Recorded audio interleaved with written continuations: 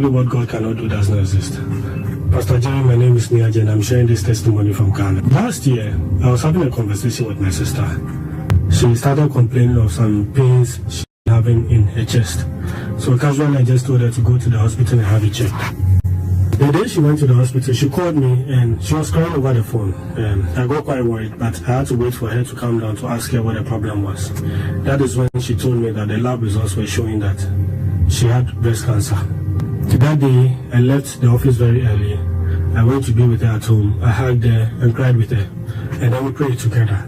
I remember that they attended one of Oh Lord Show Me Mercy, and we prayed with her for close to an hour.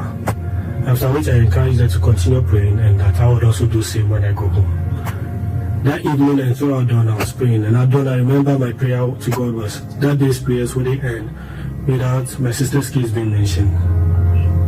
God being faithful that day, although my sister's case was not clearly mentioned. Towards the latter end, I think it was either the last testifier or the last but one testifier.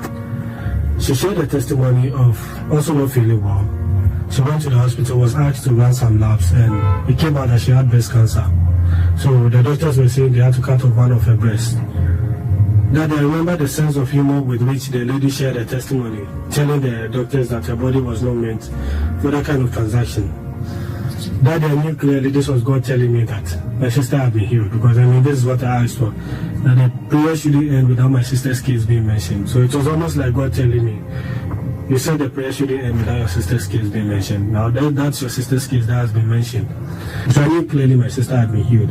That day I even called my sister and told her what transpired on the platform, and encouraged her to know the following day, which was when she was going to see the specialist, whatever test she was going to run, they wouldn't see anything in it.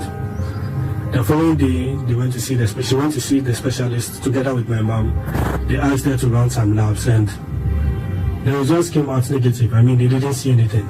I remember when my sister called me, she was really screaming on top of her voice. Pastor Jerry is a typical example of when you say, how would you shout? My sister was really screaming on top of her voice. For the first time, I was talking to her on the phone and I could barely hear what she was saying. She later told me she's too excited to tell me the good news, so she was giving the phone number to my mom to tell me the good news. My mom took the phone and confirmed for me that truly my sister's labs are showing that she doesn't have breast cancer.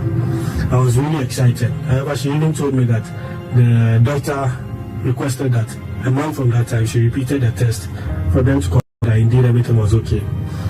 Some few weeks ago, my sister called me to confirm that she's gone for the second result and that everything was negative. I was really excited for her, and we all give the glory to God. Pastor Jerry, God richly bless you for the good work you've been doing. For consistently waking up every morning to pray and intercede on behalf of others. May God continue to strengthen you and protect you